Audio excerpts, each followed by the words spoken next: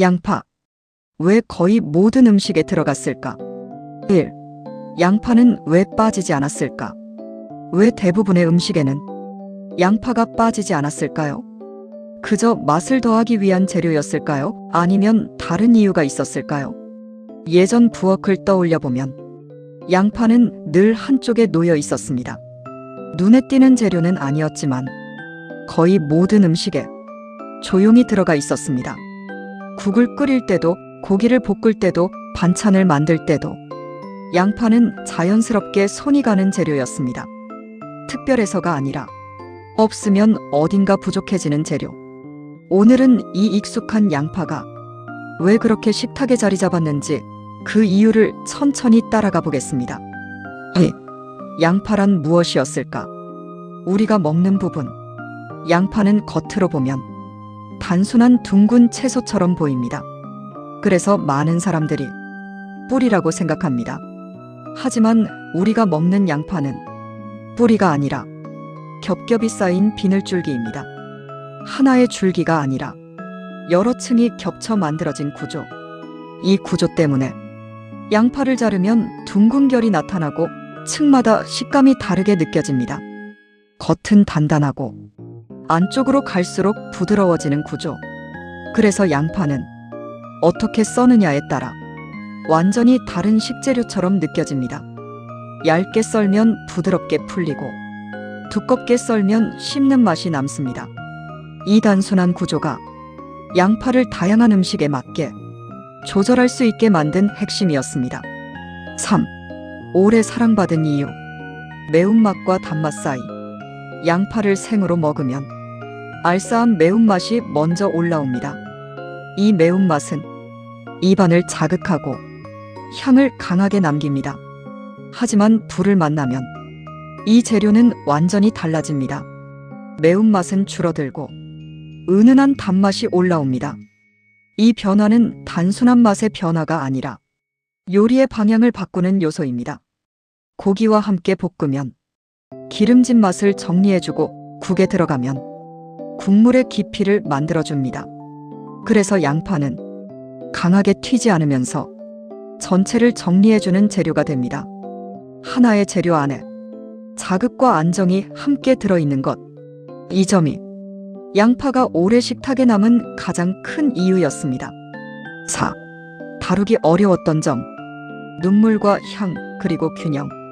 양파는 쓰기 쉬운 재료처럼 보이지만 처음 다룰 때는 쉽지 않았습니다.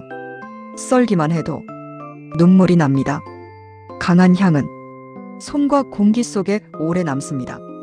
생으로 먹으면 자극적이고 많이 넣으면 음식의 균형이 무너집니다.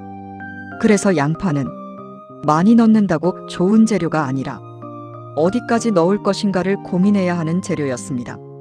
이 때문에 예전 부엌에서는 양파를 그대로 쓰기보다 다루는 방식에 신경을 썼습니다.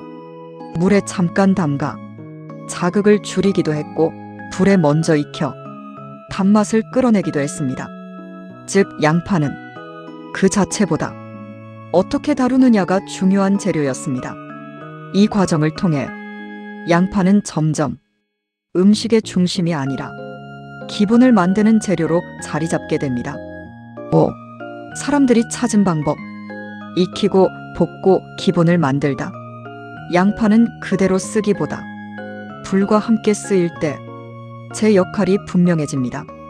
기름에 볶으면 천천히 단맛이 올라오고 수분과 함께 끓이면 국물 속으로 자연스럽게 풀립니다. 이 과정에서 양파는 자신의 맛을 드러내기보다 다른 재료를 더 또렷하게 만들어줍니다. 고기를 볶을 때 함께 넣으면 기름진 맛이 부드러워지고 국을 끓일 때 넣으면 전체 맛이 둥그러집니다. 그래서 양파는 요리의 시작에 들어가는 재료가 되었습니다. 먼저 넣고 천천히 익히며 전체를 정리하는 역할. 이 흐름이 반복되면서 양파는 자연스럽게 기본을 만드는 재료로 자리 잡았습니다. 6. 지역과 식문화. 어디에서나 같은 역할. 양파는 특정 지역의 재료가 아니라 거의 모든 식문화에 자리 잡은 채소입니다. 유럽에서는 수프의 시작에 양파를 먼저 볶습니다.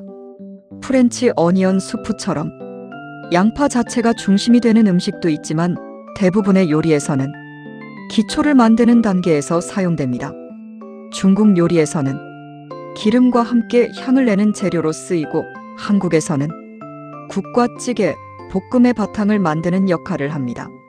지역마다 방식은 달라도 역할은 크게 다르지 않습니다. 양파는 어디에서나 맛을 정리하는 재료였습니다.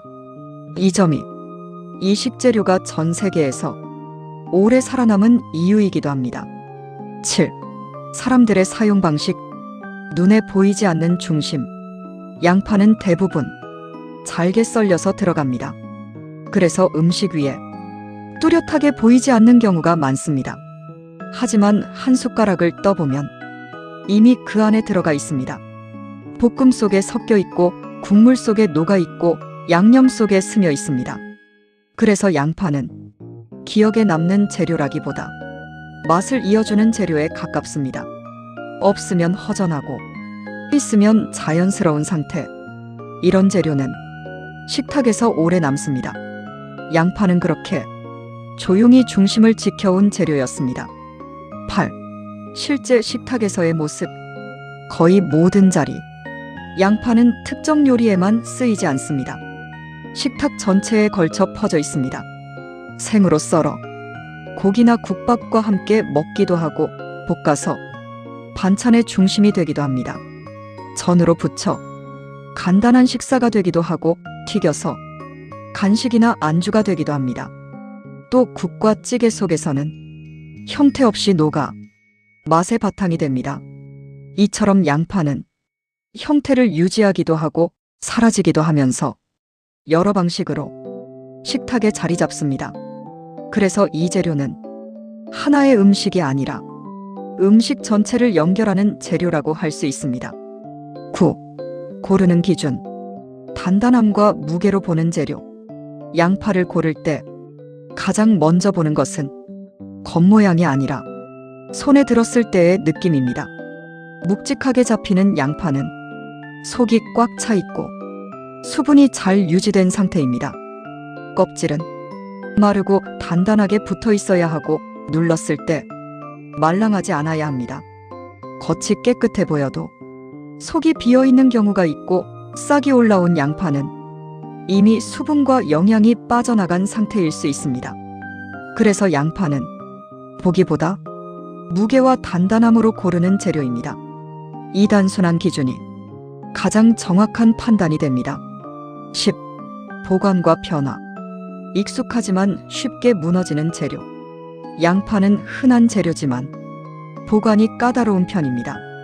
수분이 많기 때문에 밀봉하면 쉽게 무르고 냄새가 올라오기 시작합니다. 그래서 예전에는 망에 담아 바람이 통하는 곳에 걸어두었습니다. 서로 닿지 않게 간격을 두는 것도 중요했습니다. 요즘은 냉장 보관을 많이 하지만 통째로 보관할 때는 여전히 통풍이 중요합니다. 다만 한번 손질한 양파는 밀폐 용기에 담아 냉장 보관하는 것이 필요합니다. 양파는 잘 보관하면 오래가지만 잘못 두면 빠르게 무너지는 재료입니다. 11. 오늘날의 변화. 너무 당연해진 재료. 지금의 양파는 너무 흔해졌습니다. 사계절 내내 쉽게 구할 수 있고 가격도 비교적 안정적인 편입니다. 그래서 많은 경우 양파는 고민 없이 들어갑니다. 하지만 예전에는 그렇지 않았습니다. 보관이 쉽지 않았고 계절에 따라 구하기 어려운 시기도 있었습니다. 그래서 필요한 곳에만 신중하게 사용되었습니다. 또 하나의 변화는 수입 양파의 증가입니다. 유통과 물류가 바뀌면서 언제든지 공급이 가능한 구조가 되었고 이로 인해 양파의 기본 재료라는 위치는 더욱 굳어졌습니다. 편해졌지만 그만큼 이유를 생각할 기회는 줄어든 재료. 양파는 지금 그런 위치에 있습니다. 12. 드러나지 않는 중심. 양파는 강하게 기억에 남는 재료는 아닙니다. 하지만 빠지면 바로 느껴지는 재료입니다. 없으면 맛이 비어 보이고 있으면 자연스럽게 이어집니다. 그래서 양파는 앞에 나서지 않으면서 전체를 지탱하는 재료입니다. 우리는 이미 이 재료를 잘 알고 있습니다. 하지만 왜 넣는지는 자주 생각하지 않았습니다. 오늘 한번 그 이유를 살펴보니 익숙했던 식탁이 조금 다르게 보일 수도 있습니다. 다음 식재료를 만날 때도 이런 작은 이유들을 하나씩 따라가 보겠습니다. 맛있는 식재료 여행은 계속 이어집니다.